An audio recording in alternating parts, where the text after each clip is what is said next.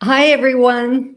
My name is Vivien Sharon, and I'm a real estate broker with Sotheby's International Realty Canada, based here in Toronto. And I'm very excited to welcome you to my new series, Coffee with Vivien Live. So I've got my coffee ready, my special cup. And I'd like to tell you that today's episode is about how does the environment affect property values. In this episode of Coffee with Vivien, I'm very excited because I have a very special guest here today. My guest is Chris Chopik, and he is an expert in the area of climate change and its effect on real estate valuation. But before I do, let me tell you a little bit about the series. In previous episodes, I interviewed Melissa Houston, a financial writer and expert, and she writes for Forbes.com. On another show, we discussed modern marriage, and we discussed the topic right around Valentine's Day with a team of family lawyers and a divorce financial expert. On another episode, we discussed the challenges that seniors face with regard to housing, healthcare, and basic support needs facing this demographic with two experts. On our last show, we spoke to Marcella Barrick, a designer with Luxe Designs, Inc., and she gave us some great insights about design tips for 2021. So Coffee with Vivien is a live show, and it covers many topics of interest, such as real estate, interior design, architecture, lifestyle, the environment, technology, culture, health and wellness, and more. I am the author of the recently published book, The Boomer's 7-Step Guide to Downsizing, Overcoming Fear, and Discovering Freedom. This is the book that one can download. You can, sorry, I'm trying to hold it straight here. One can download the ebook, or you go directly to Amazon, you put in this title with my name, and you can order it if you wish on Amazon. If anyone you know is thinking of making a move of any kind, needs some tips how to downsize, how to strategically prepare your home for sale, that and many, many more tips are in the book. So I'm really excited now to introduce to you our very special guest, Chris Chopik. Chris has been working on sustainability issues in Toronto since 2004. From the local economy to local forests, Chris has been a tireless ally for energy and climate change and valuation of nature in real estate in Canada.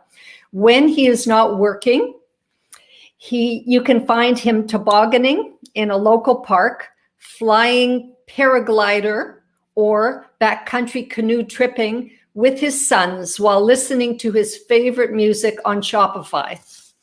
Welcome, Chris. Nice to be here, Vivien. Thanks for having me. So great to have you. So we have three topics that we are going to cover. One is biophilic real estate. The second is high performance home. What does that mean? And energy staging. So Chris also happens to be a fellow realtor like me at Sotheby's International Realty Canada. We're from the same Toronto office. So welcome, Chris. And I just want to make sure you have your drink available here. What's your favorite drink of the hour? I've got coffee and water today. I'll be going back and forth. I have water and coffee too. So we're going to hold our cups up and we'll take a quick picture before we start. Okay. There we go. So let's take a sip and we're going to start. So Vivien, before you get started with our conversation today, I just want to say your book is great. What a great resource. And that the episode of your Coffee with Vivien, when you talked about assets and separation, great guests, great conversation. Really impressed by your work here. Oh, thank you. Always trying to, inform people about what's going on in the community on every topic. And if anyone has any ideas or topics that they would like me to address, this show is every 2 weeks on a Wednesday at 12 noon on Facebook Live. It's about 30 minutes, give or take a few minutes. And here or there. And I'd love you to reach out to me, please, so we can, expand on all of this. So, Chris, I have a number of questions on your topic and on this topic today. So let's begin. Tell us about your travels and what you have learned from traveling all over the world when it comes to community and climate.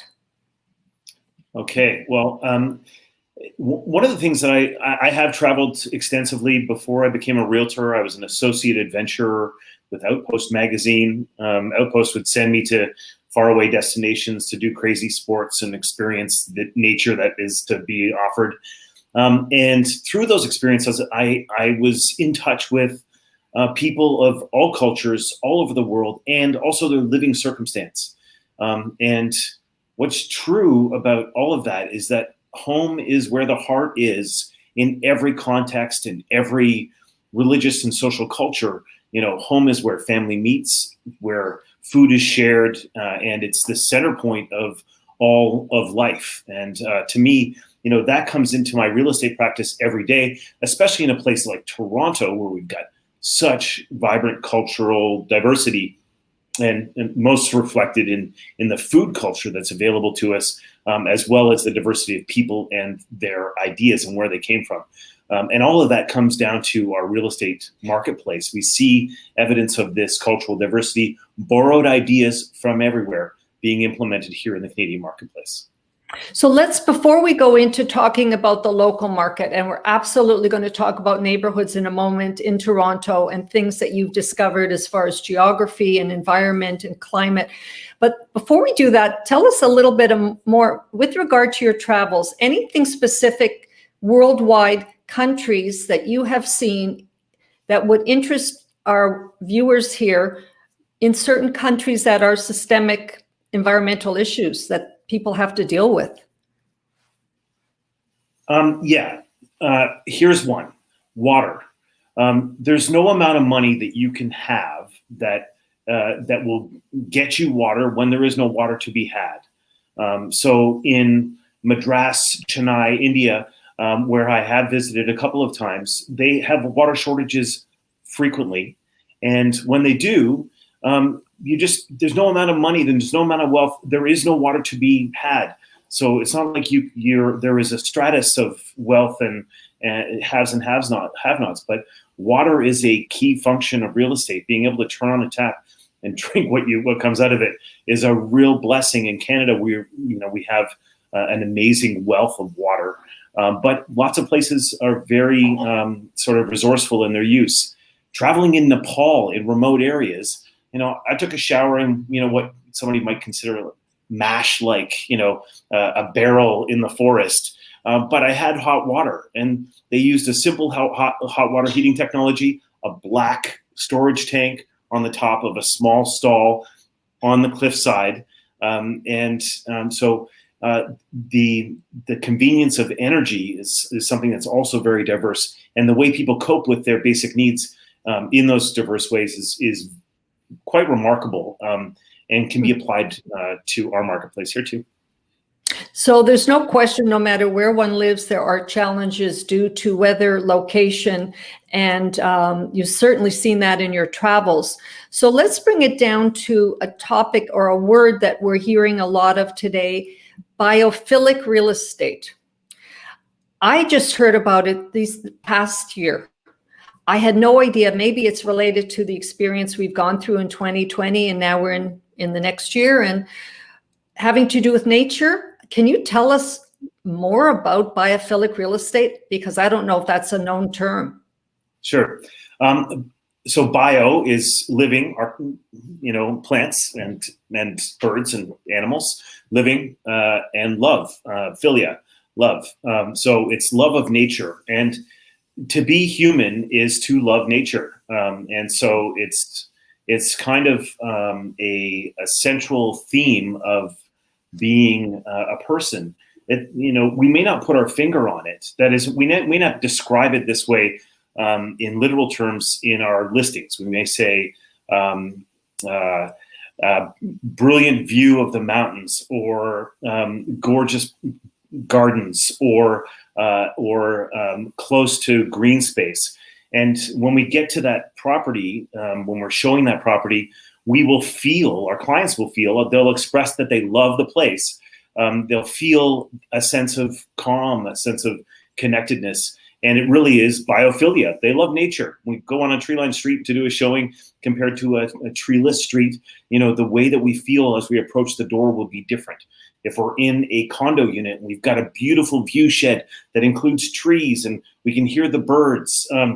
That sensation is biophilic. It goes further too. The hearth as the heart of the home. That is fire. Fire has always been for people a means of. It's where food is prepared. It's where we gather around and tell stories. And this goes well beyond our current. This is a 10,000-year-old phenomenon. Our sense of community and fire and safety and a cave or shelter. And so when we talk biophilic design in our current real estate context, what we're talking about is nature accessible within my building? Can I feel it? Can I hear it? Can I smell it? And is it easy? We describe this sensation of flow often within a building. I just love the way that the rooms related to each other. The flow was really good. I like the way the transition was from the kitchen to the backyard. That's biophilic design. We don't necessarily call it that. We say it's flow, or we like the way it works, or I had an easy time, orienting myself when I got in there, and I knew exactly where to go. And so, biophilic design is just a way of understanding that it is actually, the sense of canopy, tree canopy. When you walk under the low branches of a tree, it's approximately the same size as a ceiling in a room. And so, all of these features really are about us. And so, in response to COVID, it seems to me that the entire Canadian marketplace has woken up and said, oh my God, nature is important to me. Nature makes me happy. You think before COVID and what has happened to all of us this past year, it has awoken something in us that maybe most or many of us didn't feel or didn't experience and didn't think we needed. And now look at what's going on in the marketplace, the migration. Certainly people are living in the city and people love condo life and people love city life, and life is coming back as we know it, and it will be as good as ever. However, there's about 4% of all North Americans, we know that statistic, that have made a migration to cottage country, to larger spaces, to small towns. Is this something going for the biophilic experience, so to speak, to get out to nature more? I believe it is. It's hard to say it because we haven't done the sociologic psychographic studies to prove it. But I invited somebody to this session today, and she sent a message saying, hey, I'm sorry I can't make it. I'm moving today. And she's moving out to a 25-acre farm in a rural context from an urban context. And I see that more and more. It also has to do with, I've got clients who have a country place and they've spent much of COVID in that country place. And so their city place is remaining sort of dormant and empty. And so I see that consistent. And biophilia for sure. Now that our walls are containing us, we used to be able to live in our small condo and then go out and experience all of that world, all of the nature outside of our doors. And now with all of our activity level constraint, even myself, I used to ride everywhere constantly for showings. and I was fitter and I was outside more. And I think everybody is having that same experience, and it's resulting in people deciding, I need to get closer to nature, whether it's moving from a condo to a house so I can have a backyard, or moving or getting a second property so that I have a place to go. All of those things are happening. And I think that it's in response to a physical need that we have as people to be close to nature. Absolutely. This is something that's, we read that and we experience it with among our clients and our friends for sure. So let's discuss the importance of quality of life and how it affects real estate valuation in terms of different Toronto neighborhoods. I know we've discussed this before, and it's out in what we read, that certain neighborhoods in the city provide different feelings, experiences, and valuation, negatives or positives. Could you sort of give us some areas in the city that you know of that have environmental issues or water issues or potential things that realtors should know about and buyers should know about? Sure. Okay. It's a big topic. So first of all, the quality of life orientation of real estate. I mean, as we've been talking about, home is where the heart is. Home is where the hearth is. Home is the center of family life and now work life too. And so quality of life really begins at home, and it's true everywhere in the world. So what does quality of life mean? Well, quality of life is contextual, so it's about the location, and it's also my context, my experience of that place. So my view is it's very much individual. If you're into hiking, then be close to hiking. If you're not into hiking, then there's no quality of life benefit to being next to the Bruce Trail. So it is contextual. So let's talk about Toronto. Some of my favorite neighborhoods are neighborhoods where I can walk and I can be in a comfortable place on the street, and I can go and I can get things that I want for everyday life, whether that's getting some great food to eat tonight that I'm going to prepare at home, or going to a cafe. I prefer to spend all of my money with locally owned businesses that are at street level and retail. The neighborhood of Roncesvalles is where I grew up, and I have a bias toward that, but Roncesvalles is a good example. All of the commerce is on the east side of the street. So even in the winter, when you're walking in a sunny afternoon, it feels warm, the sun is on you, and you're experiencing a wide sidewalk. So we've seen an emergence of walk score in many listings.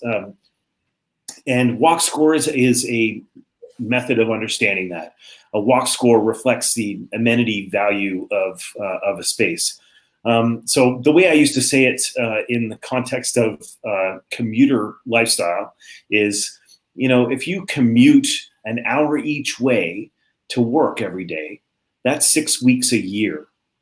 Yeah, sure, you can listen to your favorite radio station, but as a realtor, if I can help you get closer to work so you spend less time in the car and more time in your life. And oh, by the way, when you get home, can we find you a place where you can park your car and be close to everything you want to be close to on the weekend so you can leave it parked if you're not heading out of town?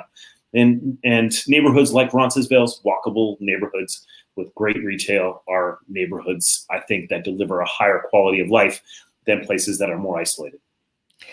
Are there any places in the city that you know of or beyond, let's say in Southern Ontario, that have environmental issues that one need to know about? Be it some kind of contamination, flood issues, water issues, potential problems. Okay, so there is definitely an increase in flooding and catastrophic property value loss as a result of flooding. And essentially, if it rains where you live, then there is more flood risk than there has been in the past. So the Insurance Bureau of Canada says things like the 1 in 100-year storm has become the 1 in 6-year storm. Locations like Goderich, Ontario, it's not like they have a history of tornadoes, but we are seeing more tornadoes in Ontario. So this is what I'll call emergent risk. Then there's some historic risk. So places where there have been, let's say, toxic materials utilized in the manufacture of goods. or PCBs used for cooling in electrical situations. In Toronto, there was a study by the Toronto Environmental Alliance that underscored some issues around PCB leakage into the water table in the west end of Toronto, maybe originating from somewhere on Sterling Avenue or somewhere like that, and heading down in the water table. Places like the Junction, if you're close to the tracks, there's creosote used on those tracks, so there is the potential for chemical leaching. And what's the caution? The caution is maybe if you're growing tomatoes, put them on a raised bed and put a swimming pool liner underneath them before you put your fresh, clean soil on top. Places like Port Hope has some radiation contaminants, and it doesn't mean these places are bad places to own real estate. It just means that we should be aware when we're buying there of the potential risk. Anything that's riverside, take a close look at the history of that location, and look at Ottawa-Gatineau for an example of what it's like to watch the water come through your front door. Because that's increasingly a risk for property that is waterfront, whether it's an ocean coastal or a riverfront or a lakeside. We've got flood warnings everywhere. There's also erosion. I mean, there are areas in the city, and I know in North York, visiting friends' home in a certain location, or thereabouts, or anybody who was on a sort of cliff, like the Scarborough Bluffs. I mean, there are areas that are on cliffs, so to speak. Yeah, many years ago, I listed a property in Cliffside, and that's like, what's your tableland and how long is it going to be there?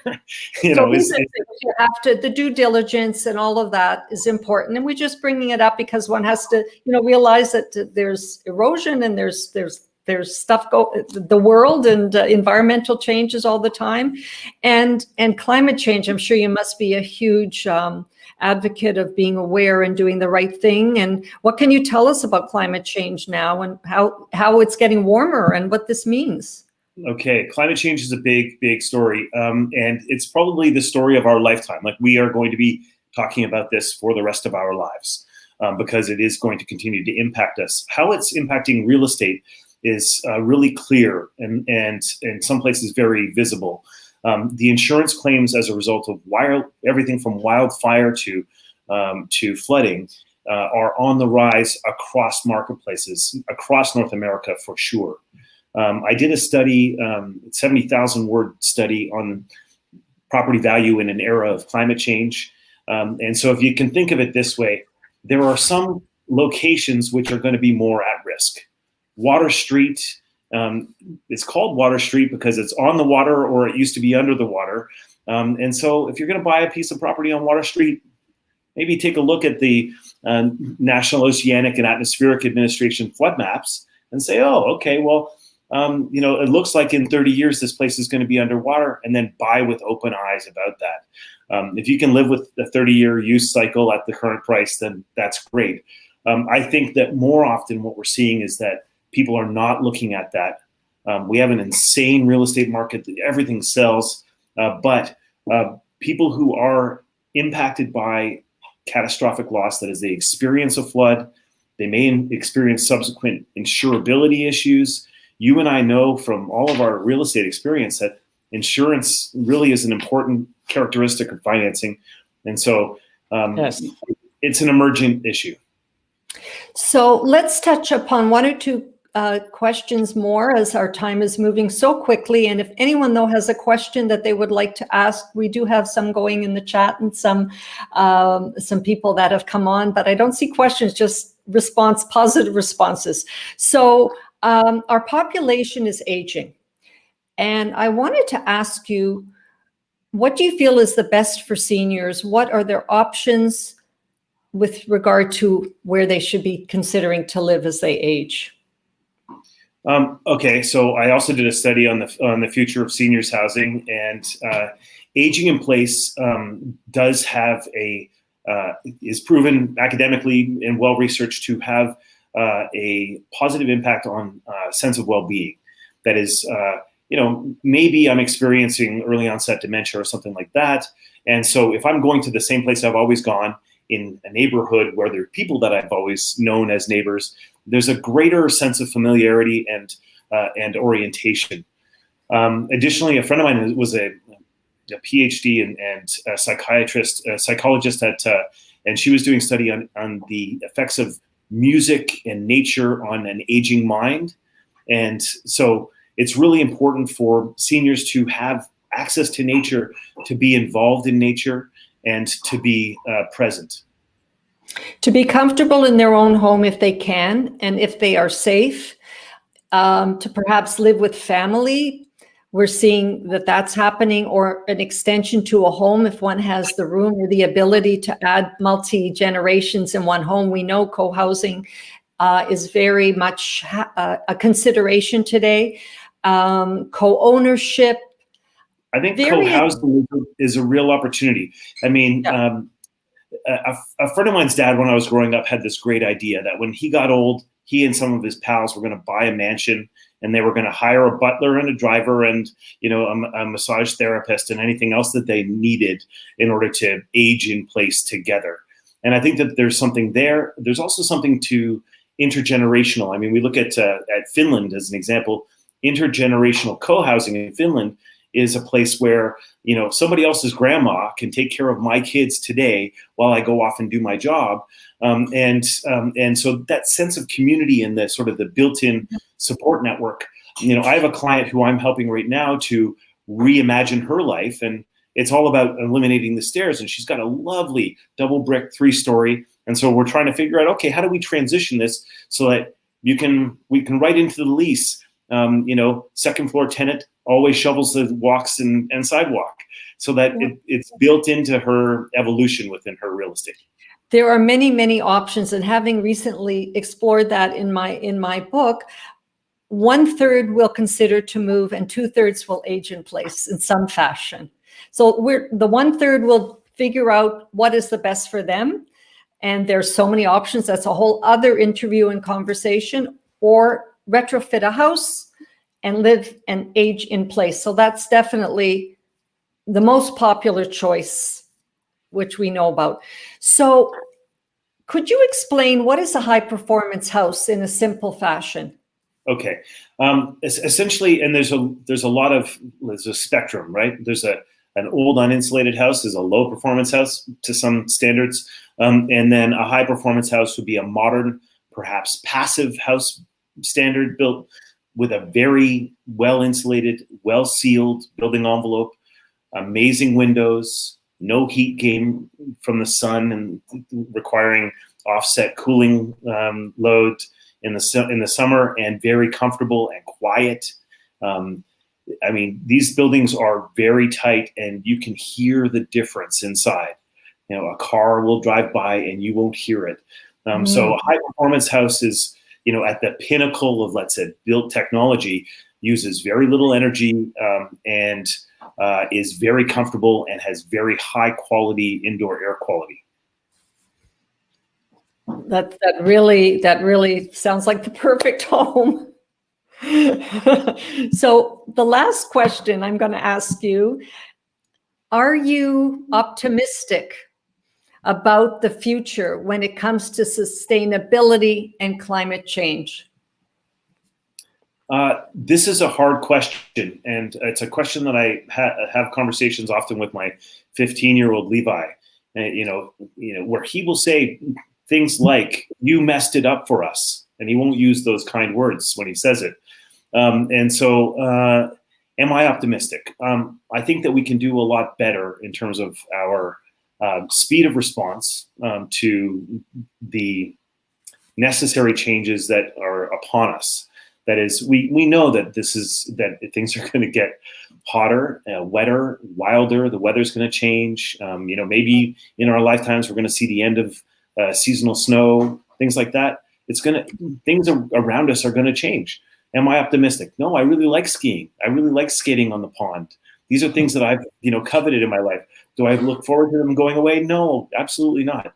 And the cool thing is that technologically speaking, we have the ability to respond. We can, by planting lots of trees and making our buildings more energy efficient and living cleaner, greener lifestyles, we can transition to a low carbon economy, and create a quality of life that is really good in our real estate context, especially here in Canada.